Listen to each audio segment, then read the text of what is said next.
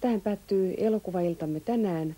Huomenna TV1 esittää yönäytöksenä englantilaisen elokuvan Äitimme talo. Se kertoo 7 lapsesta, jotka päätyvät persoonalliseen ratkaisuun äitinsä kuoltua. Elokuva alkaa kello 23.55. Nyt on vielä jäljellä Eurouutisia. Kiitos seurasta. Hyvää yötä teille kaikille.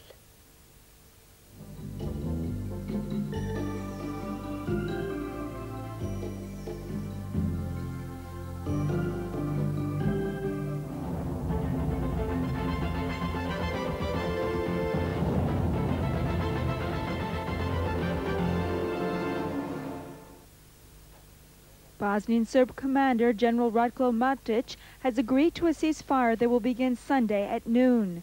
This after meeting with senior UN peacekeeping officials Friday in Belgrade. The Serb general has also authorized the departure Saturday morning of a UN aid convoy to the besieged Muslim town of Srebrenica. The convoy had been blocked on the Serbian border with Bosnia. Once in Srebrenica, the convoy will help evacuate civilians as part of a negotiation with Serb forces.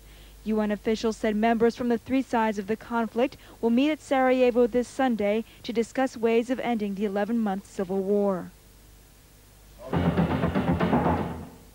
After Muslims and Croats signed the peace accord for Bosnia-Herzegovina, the UN Security Council steps up pressure on Bosnian Serbs.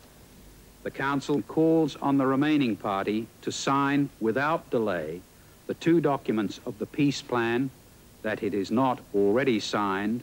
It's taken 8 months for the peace talks to get this far, and the Security Council is now considering action to get the Serbs to sign. This could include reinforcing the no-fly zone over Bosnia and possible new sanctions against the Serbs. Bosnian Serb leader Radovan Karadzic condemned the pact as unfair to his people. And it simply shows that those documents are good for the Muslims and for the Croats and not good for the Serbs. But US Secretary of State Warren Christopher called the Serbs the prime villain in the bloody war. The US is considering lifting the arms embargo on the Muslims to help them defend themselves. It's yet another turn of the screw aimed at forcing the Serbs to sign the deal. In Russia, President Boris Yeltsin is fighting to prevent his impeachment. Caught in a power struggle, Yeltsin had declared emergency powers last week. But the Constitutional Court ruled that Yeltsin had violated the Constitution. The president then reshuffled his government, but announced at an emergency session of the Congress of People's Deputies Friday that he stands by his reforms. Yeltsin's rival, Parliament Chairman Ruslan Khasbulatov, who had originally argued for Yeltsin's removal, has now told reporters he does not personally favor impeaching the president. Yeltsin's supporters were visible today. Vice Premier Vladimir Shemeko said he was 100% certain Yeltsin would not be impeached. Adding a little credence to this statement was Constitutional Court Chairman Valery Zorkin. The chairman had earlier stated that an impeachment could be catastrophic to the country. Speaking to the Congress of People's Deputies Friday, Yeltsin said he stood by his plans for an April 25th referendum. He urged the Russian people to vote on their confidence not only in him, but in the Congress as well.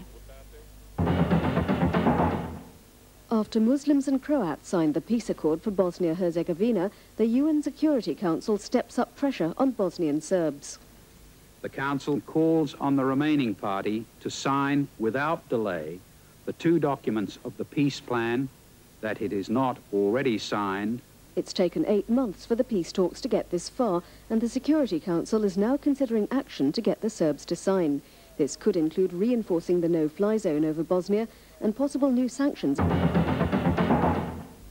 Ministers from the group of 7 leading industrial nations will meet in Tokyo on the 14th and 15th of April.